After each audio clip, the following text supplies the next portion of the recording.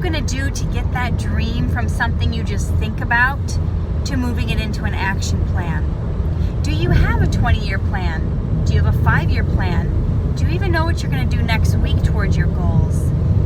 You know, if your goal is big, and if it's as big as it can be, as big as it should be for who you are and the greatness you have inside of you, it's going to take your whole life to achieve. Now, you're probably going to be around 20 years from now, right? Maybe 30, 40 years from now, you're still going to be here. 50, 60 years? I'm hoping I'll be here 70 more years. I haven't put together a 70-year plan yet, but I should. Now, I understand things change, things morph, but you know what? You are accountable for your time. And you don't want to be on your deathbed someday wishing you would have, wishing you took the time, wishing you made it happen. If you have a dream, let's turn it into an action plan. So, maybe tomorrow, whenever you have a half hour of time, do not turn on the TV, do not Netflix and chill. Sit down and write out what you want to happen, how you're going to make it happen. Now, you may not know all the hows right now, but if you write down every single thing that you can think of that you would need to do to make that plan happen, you're going to be a lot further ahead than most people who have that same dream. Because one thing they're missing is clarity. And when you don't have clarity, you don't know where to go. You don't know any steps to take.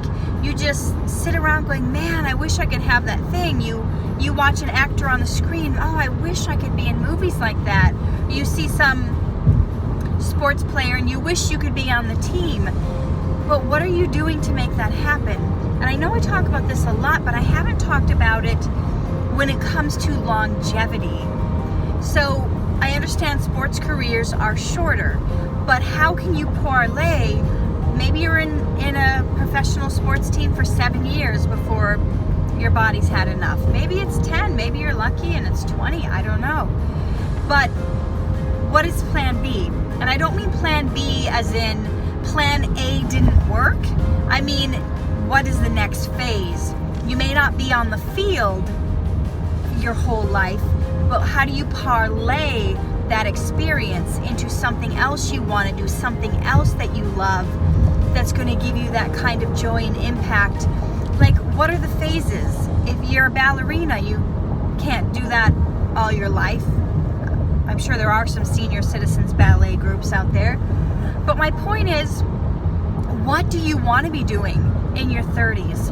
Write it all down. What do you want to be doing in your 40s? Write it all down.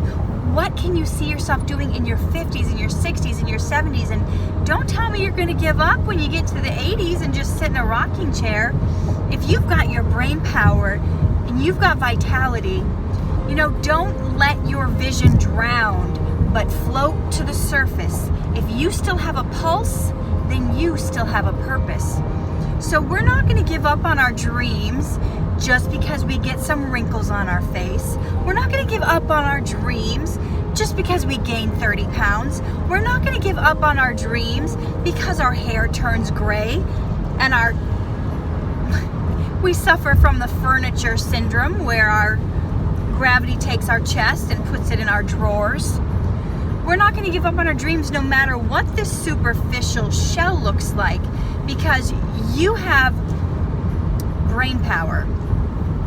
You can have elite brain power by thinking like the elite people have. Now, the average person uses about 7% of their brain power, but elite athletes, they can use 20% of their brain. I've seen some studies where they use even more percentage of their brain than that, like gold medal winners. If I read this right, they can use up to 40% of their brain power.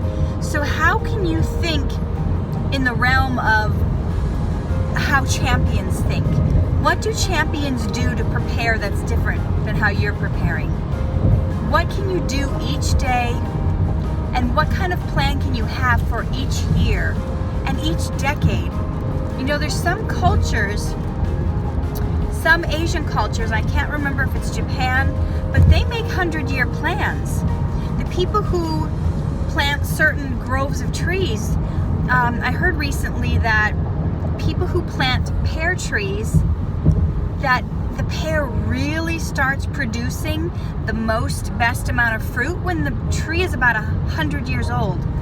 So that's not an occupation for quick turnover and quick success. And they have a saying in the pear industry, and that's, we plant pears for our heirs, or we grow pears for our heirs. So if your plan is big enough, it's not going to be selfish. It's going to pass on. Who do you want to pass your dream on to? Who can take over your business? Who can do your corporation? Who can do your production company? Who can take over building your widgets? Your dream is going to be big. It's going to be audacious. It's going to take your life.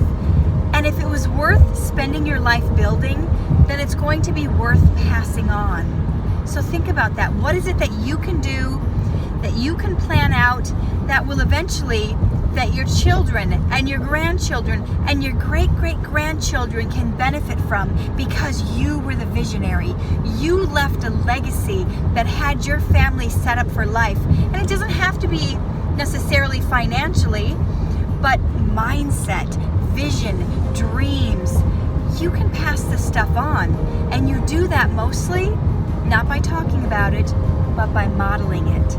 So let that be you. Thanks.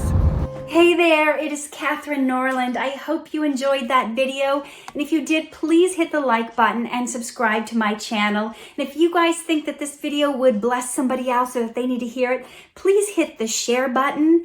And there's a little bell button too, where you can be notified whenever I have a video that comes out, so you don't miss a thing. I appreciate you guys.